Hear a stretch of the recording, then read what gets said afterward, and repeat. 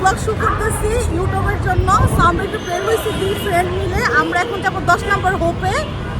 আমার ফ্রেন্ড তার মেয়ের জন্য কাপড় চোপড় কিনবে। সো আমরা রওনা দিচ্ছি। আমরা এখন আছি রিস্কায়। আমার ফ্রেন্ডকে দেখানো যাবে না কারণ সে হুজুর। ঠিক আছে, এই যে আমরা রওনা দিচ্ছি, গাড়ি চলতে আছে, যাচ্ছে। আজকের ব্লগটা কিন্তু এখান থেকে শুরু করলাম। যারা আমার ব্লগটা দেখছেন অবশ্যই সাবস্ক্রাইব এবং লাইক কমেন্ট করবেন।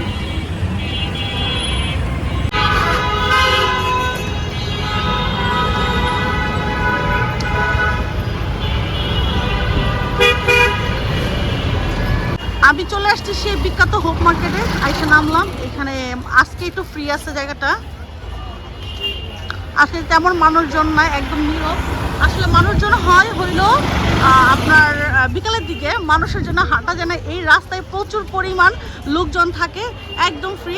যারা শপিং করতে আসবেন এই সময়টায় আসবেন তাহলে একদম ফ্রি পাবেন। এখানে অনেক কিছু আছে, আমি জানি না আমি কতটুকু দেখাতে পারবো, বাট আমি দেখাচ্ছি। এখানে মেয়েদের শার্ট, গেঞ্জি অনেক কিছু পাওয়া যাবে, দেখে দেখে নিতে পারবেন। এখানে রিজনেবল প্রাইস আছে এখানে।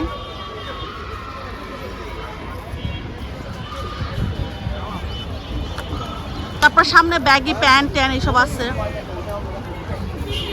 এখনো তবে জমে নাই, সন্ধ্যার দিকে আসলে জমে।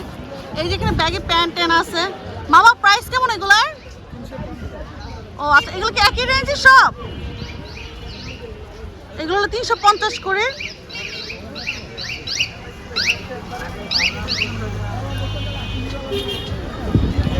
অনেক প্যান্টের কালেকশন আছে, স্কার্টের কালেকশন আছে এখানে। কেউ যদি শপিং করতে আসেন তাহলে দুপুরের দিকে আসবেন। তো ধরেন যে 10টার পর থেকে যদি আসেন তাহলে আপনারা ভিড় কম পাবেন, কিন্তু আপনারা যদি বিকালের দিকে আসেন রাত পর্যন্ত প্রচুর ভিড় থাকে, মানুষের মাথা খায়।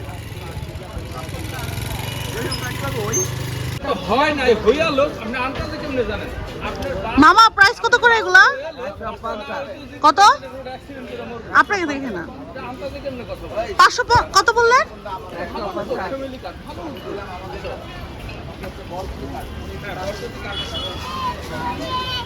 পুরা ফাঁকা। আমরা ঘুরতে ঘুরতে টায়ার্ড। আমার ফ্রেন্ড ডিসিশন নিতে পারতেছে না কি কিনবে। পছন্দ হয়েছে তোমার? নিবাইটা ওর মেয়েটা তো শুকনা যে কাপড় খুঁজে পাইতেছে না। এখানে আপনারা লেডিস আইটেম সবকিছু পেয়ে যাবেন, ভাইয়ারা মাইন্ড করবেন না। যা যা আছে প্রত্যেকটা জিনিস অনেক সুন্দর, আপনারা এখানে এসে দেখতে পারেন। খুবই সুন্দর সব, প্রাইসও রিজনেবল। আপনারা নিউ মার্কেটে কষ্ট করে ধানমন্ডি হকার্সে যান না, যে এখানে আসতে পারেন, আইসা দেখতে পারেন। এখানে সুন্দর সুন্দর গেঞ্জি আছে। এই যে এগুলোর প্রাইস হলো 120 টাকা করে। যার যার লাগবে এখানে চলে আসেন, আইসা নিয়ে যেতে পারেন।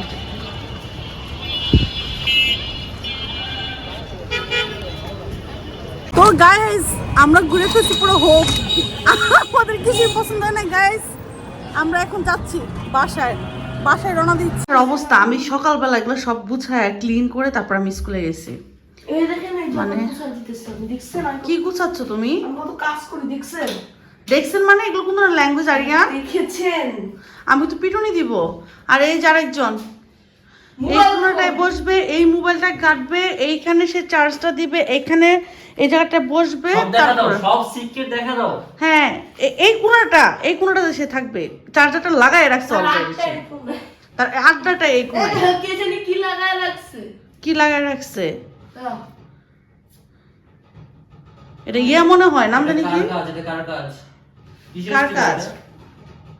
কিসের স্টিকার? হোগান। আর এই যে আমি এখানে ইয়োগান। হ্যাঁ ইয়োগান, এটা কিসের? বাইরে থেকে এসে আমার বাচ্চা 4:30। তারপর বাসায় তো ছিল বিরিয়ানি, সেটা গরম করে খেলাম। আমরা সবরতে রান্না করছিলাম। সবরতে ব্লগটা আসলে ইউটিউবে দেওয়া হয় না, সেটা আমি ফেসবুকে দিছি। তো শরীর এত টায়ার্ড লাগতেছিল। আর আপনাদের রাকিব ভাইয়ের শরীর অনেক বেশি খারাপ ছিল, মানে জ্বর ছিল ওর। আমরা ঘুমাইছি, ঘুম থেকে উঠে এই তো আমরা খেয়েছি আজকে গ্রিন টি। আমরা এখন থেকে দুধ চা কম খাবো, আমরা গ্রিন টি খাবো এখন থেকে। আর এখন রাত্রে কি রান্না করব সেটাই চলতেছে প্রস্তুতি। ভাবলাম যে যেহেতু আজকে বৃহস্পতিবার, থার্সডে, কালকে বাচ্চাদের স্কুল নেই, এখন বসায় দিব আলু, ভাতের সঙ্গে দিয়ে দিব আমি রাইস কুকারে, আলু সিদ্ধ হয়ে যাবে, আর সঙ্গে করব ডিম ভাজা। ও আরেকটা কথা আমি বলতে চাই সবাইকে, ডিমের দাম কিন্তু সস্তা হয়েছে, ডিমের প্রাইস একদম পড়ে গেছে। তো বেশি করে আপনারা এখন ডিম কিনতে পারবেন। আপনার ভাইয়া যায় দেখে আজকে ডিমের প্রাইস এত কম ছিল, বেশি করে ডিম কিনে নিয়ে আসছে। আরো খাইছি আমরা ডিম, ওয়াশ করে রাখছি এখানে, আমি ফ্রিজে এগুলো রাখবো আর কি। আগমন হয়েছে, সে এখন হ্যালো, সরিষার তেল নিয়ে এসেছে। এখন সে এখন কি করবে? আচ্ছা, তুমি পিছনে কি দেখাইতেছিলা? এমন এমন করে আঙ্গুল দিয়ে এমন এমন করে। হ্যাঁ হ্যাঁ পরীক্ষা শেষে হবে। হ্যাঁ রাখি লোকজন চলে গেল। কে? তো মানুষ দেখে আমার কি? হ্যাঁ মানুষ দেখে আমার কি? দিন দাও ঘুমাবো, শরীর দুর্বল। শরীর দুর্বল শরীর দুর্বল? দুর্বল কেন? যুদ্ধ করে আসছো? জ্বর না, জ্বর কমছে, এখন শরীর দুর্বল লাগছে, কাল রাত ঘুমাই নাই। আমার দুর্বল লাগে না শরীর? আমার যে হুকুমটা মারো আইসা একজন। সারাদিন খাও আর ঘুমাও। তাই নাকি? আমি খাইছি বিরিয়ানি 2 বেলা, তুমি খাইছো 4 বেলা। কে বলছেন 4 বেলা বিরিয়ানি খাইছি? আমার শরীর দেখো আর তোমার শরীর দেখো।